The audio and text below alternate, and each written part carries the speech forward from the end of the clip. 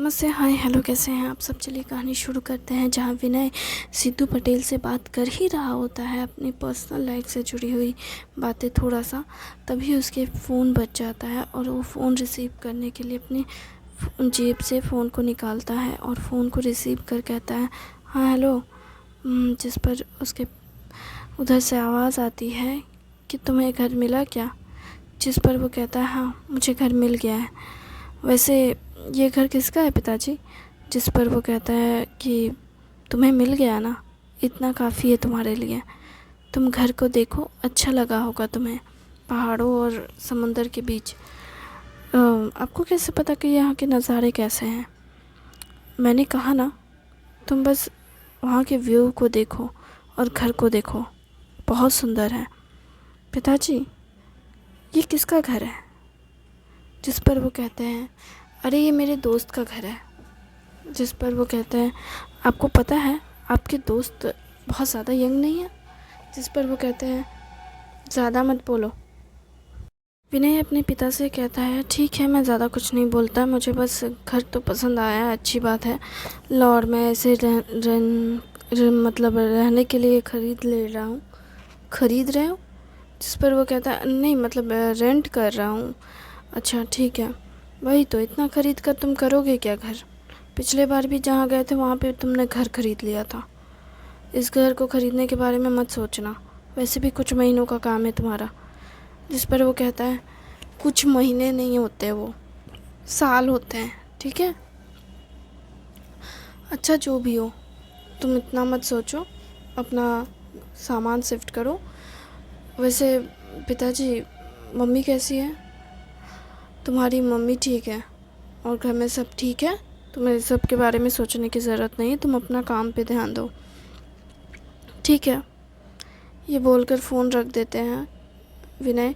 उधर फिर सिद्धू कहता है, सर आपने क्या सोचा है, आप ले रहे हैं ना घर। हाँ जैसा कि मैंने कहा, आधे प्राइस में ले रहा हूँ। इससे ज़्यादा रेंट नहीं दूंगा मैं, क्योंकि घर की साफ़ सफाई भी मुझे ही करवानी होगी। जिस पर वो कहता है, हाँ चलेगा, आप जितना भी दें उतना काफ़ी है मेरे लिए। वैसे तुम्हारा उतना में हो जाएगा जितना मैं दूँगा। हाँ सर, मेरी वाइफ बाहर में एक होटल और मतलब रेस्टोरेंट में काम करती है, तो वो भी थोड़ा बहुत पैसा कमाती है, और आप जो मुझे पैसे देंगे उससे भी मेरी थोड़ी बहुत इनकम होगी। उसके अलावा मैं भी एक रेस्टोरेंट में काम करता हूँ। मतलब तुम भी कमाते हो, तुम्हारी वाइफ भी कमाती है, और तुम दो दो जगह से कमाते हो। सर मैं वैसे तो ज़्यादा नहीं कमाता, तो कितना ही सैलरी मिलता है, ज़्यादा नहीं मिलता, थोड़ा बहुत मिलता है। अच्छा वैसे ज़्यादा मत सोचो, मैं तुम्हारी सैलरी जानने में इंटरेस्ट भी नहीं हूँ। मुझे बस इतना जानना है कि वो आएगी तो नहीं। जिस पर वो क्या कहता है, कौन। अरे जो मकान मालकिन है, ओ विनीता। नहीं वो तो नहीं आती है जल्दी, बाई चांस कभी कभार आएगी, लेकिन वो रुकेगी नहीं ज़्यादा। और अगर वो आ गई तो आप कह दीजिएगा कि आप घर के देख रेख करने वाले हैं, और आप ऐसा कहेंगे तो वो आपको निकालेगी भी नहीं। जिस पर वो कहता है, ठीक है देखते हैं। और फिर वो शाम कहता है, ठीक है अब जाइए आप।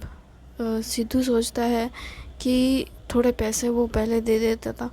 वो बार बार उसका चेहरा देख रहा होता है। विनय समझ जाता है कि इसको क्या चाहिए, पर विनय भी कम नहीं रहता है। वो भी उसे कहता है कि जाइए मैं सामान शिफ्ट कर लेता हूँ।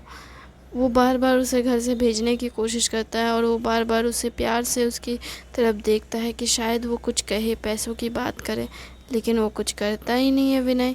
और सिद्धू को आखिर में मजबूरन वहाँ से निकलना पड़ता है, और वो चला जाता है और सोचता है कैसा आदमी है, खुद से पैसे ऑफ़र नहीं किए इसने। हाँ शायद मुझे मांग लेना चाहिए था। नहीं नहीं, आज ही तो शिफ्ट हुआ है, पैसे मांगना ठीक नहीं होगा। फिर बोलते हैं, यार गजब का आदमी है, लेकिन थोड़ा पैसा दे देता तो क्या होता, उसकी जान थोड़ी ना मांगी थी मैंने।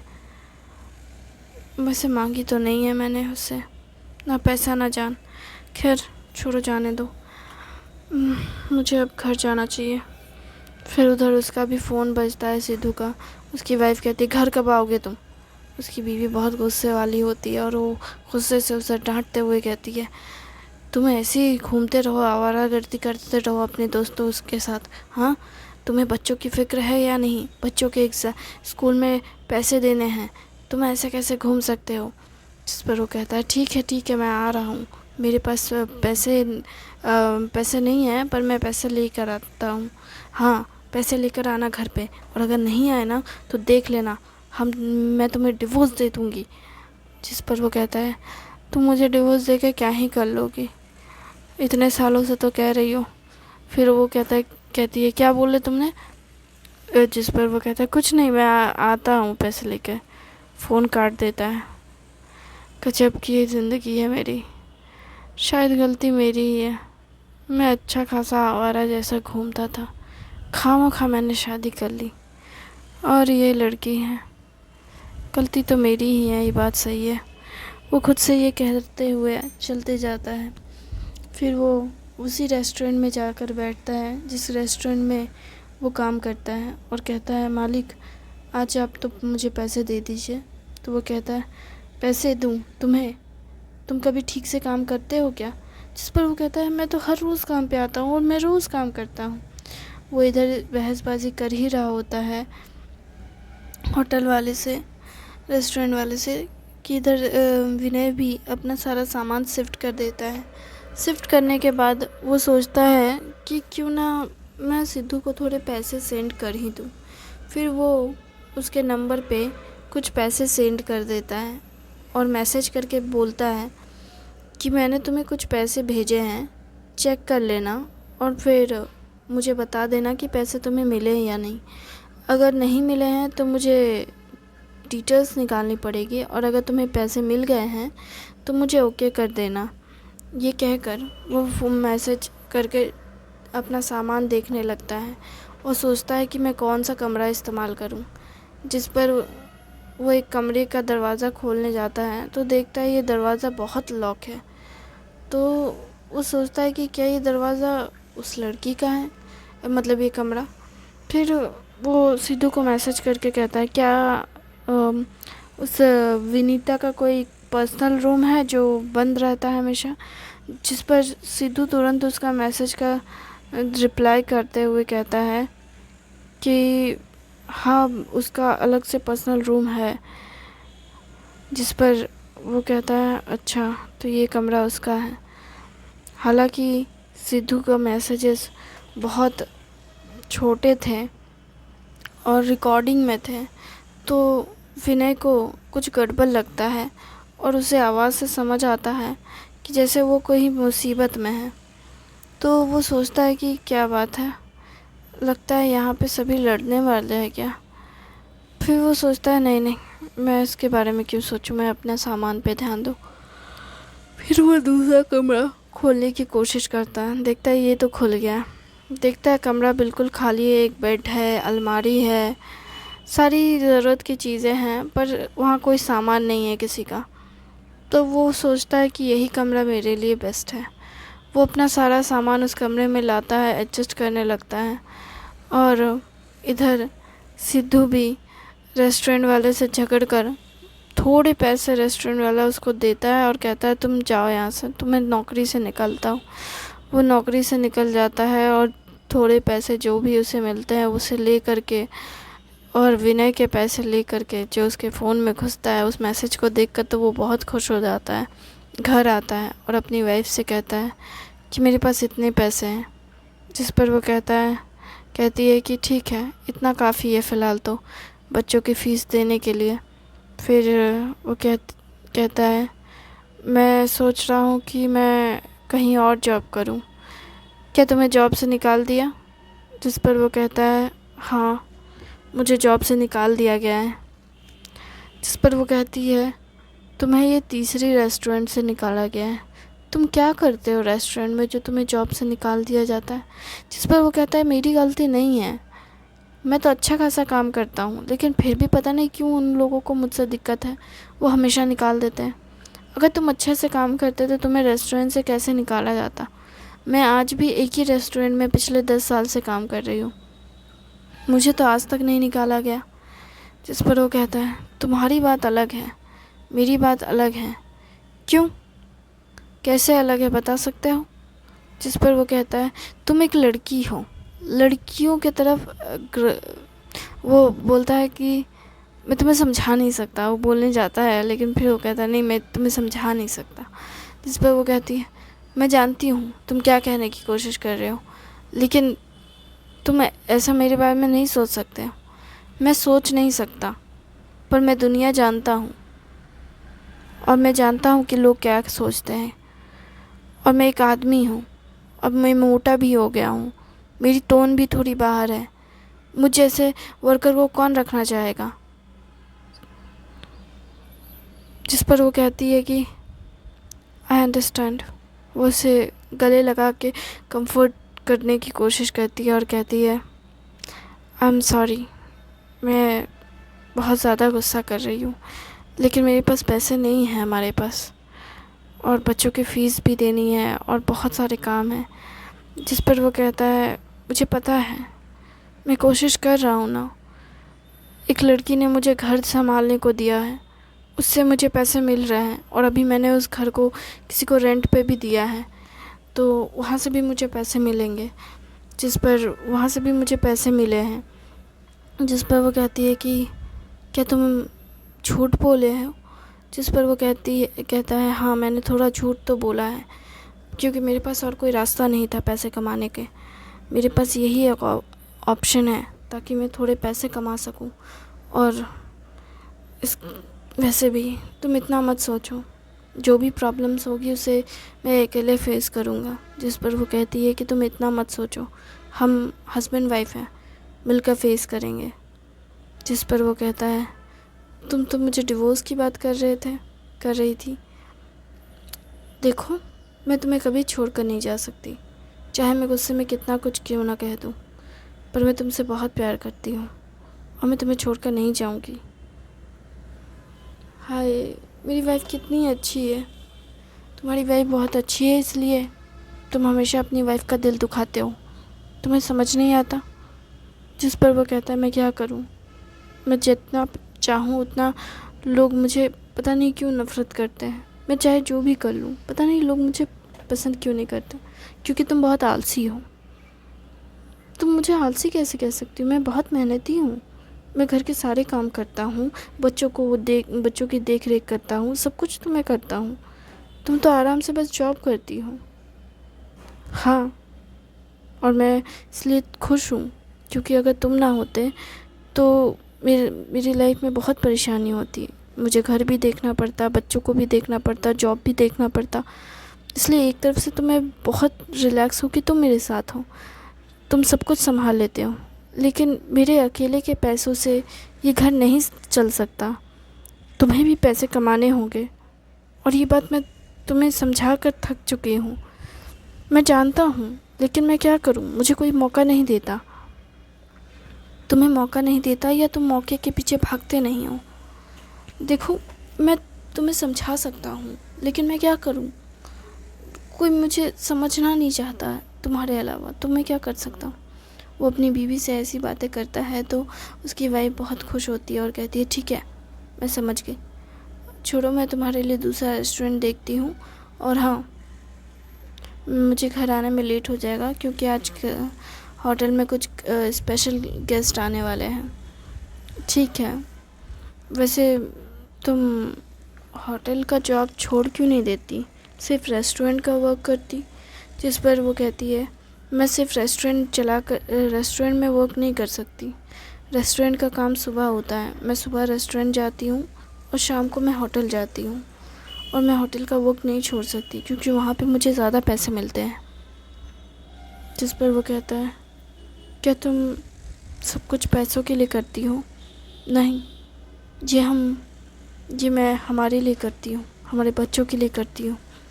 मैं नहीं चाहती कि तुम्हें और हमारे बच्चों को किसी तरह से तकलीफ़ हो, लेकिन मैं ये भी चाहती हूँ कि तुम भी थोड़ा हमारे बारे में सोचो।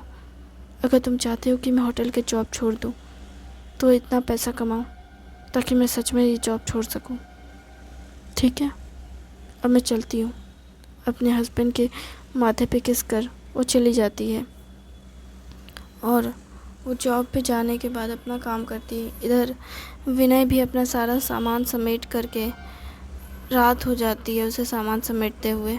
वो काफ़ी थक जाता है और सोचता है कि सच में इतना बड़ा घर है, मुझे बहुत बुरा लग रहा है, अकेलापन महसूस हो रहा है, वो कैसे रहती होगी, ये सोच रहा होता है। तभी वो अपने कमरे को समेट कर जो वो बेड पे बैठा होता है और पानी को पी रहा होता है और ये सब सोच रहा होता है, तभी वो सोचता है कि क्यों ना कुछ खाने को बनाए, भूख लग गई है। वो अपने पेट पे हाथ रख ये सोच कहता है और फिर वो किचन की तरफ जाता है। बाहर निकल के रूम से बाहर वो देखता है और किचन को देख सोचता है, हाय ये लग्जरीज किचन कितना खूबसूरत है, इसकी मार्वेलिंग की क्या कर हाय इसकी फिनिशिंग कितनी अच्छी बनाई की गई है। हाँ, मुझे लगता है कि मैं यहीं पे रह जाऊं, पर यहाँ पे जो रहता है वो कितना अकेला होता होगा। छोड़ो, मुझे इससे क्या, लेकिन ये बहुत शानदार है। वो अपने लिए बहुत अच्छी सी डिश बनाता है और उस खाने को ले करके वो बालकोनी की तरफ जाता है और वो वहाँ की बालकोनी को खोल करके उस डिश को टेबल पे रखता है, कुर्सी लगाता है और एक खूबसूरत सा वाइन का ग्लास में पानी भर करके लेकर आता है और कहता है, इस पानी की जगह वाइन होना चाहिए था, या शैम्पेन होती तो ज़्यादा बेहतर होता। खैर, फ़र्क नहीं पड़ता। ये बहुत सुंदर सा व्यू है, इसे देखकर ना दिल गार्डन गार्डन हो रहा है। पहली बार घर से, वैसे तो मैं हमेशा ही दूर रहता हूँ, लेकिन आज बहुत शांति मिल रही है, क्योंकि अब तक मैं जितने घरों में गया हूँ रहने के लिए, वहाँ इतनी शोर होते थे और लोग इतना शोर मचाते थे कि कुछ बोलने का नहीं। पहली बार इतनी शांति है। और वो अपनी यादों को याद करता है कि अब इससे पहले वो कहाँ कहाँ रह चुका है, और वो याद करता है कि एक बार वो किसी कंट्री में गया था, वहाँ के नीचे वो जिस घर को ले चुका रहता है, अपार्टमेंट को उसने रेंट किया था, वहाँ अक्सर शोर नीचे से आवाज़ें आती थी और उस आवाज़ से वो बहुत इरिटेट हो जाता था। वो काम करते वक्त भी बहुत डिस्टर्ब रहता था, रात को सोते वक्त भी वो लोग पार्टीज़ करते थे, ऊपर वाले लोग, वो बीच में रहता था। वो सारी चीज़ें याद करता है कि कैसे लोग रात को सोने के बजाय पार्टी करते हैं, गाना बजाते हैं। उसे ये सारी चीज़ें बिल्कुल पसंद नहीं थी। वो एक सिंपल सीधा साधा इंसान था जिसे अपनी जॉब से बहुत प्यार था और वो अपने काम को लेकर बहुत पैशनेट रहता था और वो बहुत ज़्यादा खुश था। और पानी के ग्लास को शैम्पेन की तरह एकदम पानी को वैसे ही हिलाता है और पीता है, खाने को एंजॉय करते हुए कहता है, वाह मैंने कितना अच्छा खाना बनाया, मुझे तो मास्टर शेफ़ में होना चाहिए था। अपने आप की मेरी तारीफ़ करता था। मुँह मियाँ मिट्ठू जैसा हाल था उसका। अपनी तारीफ़ें करता करता सोच रहा होता है कि कल से मुझे जॉइन करना है। क्या मुझे सबको बताना चाहिए कि मैं कौन हूँ, या फिर मुझे नॉर्मल रहना चाहिए। वो ये सारी बातें सोच कर ही स्माइल कर रहा होता है और सोचता है, रात के 10 बजने वाले हैं, अब मुझे सोने चाहिए। ये सोचते हुए वो स्माइल करता है और फिर अपने फ़ोन में एक खूबसूरत सा ए.आर. रहमान का गाना बजाता है। ए.आर. रहमान के गाने सुनकर वो सोचता है कि अब मैं किस सिंगर का गाना बजाऊं।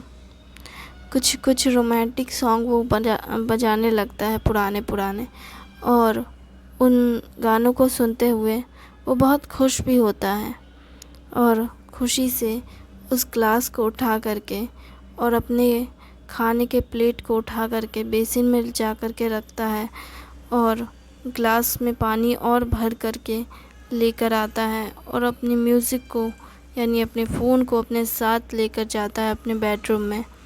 थैंक यू वेरी मच इस कहानी को सुनने के लिए। उम्मीद है आपको अच्छी लग रही है।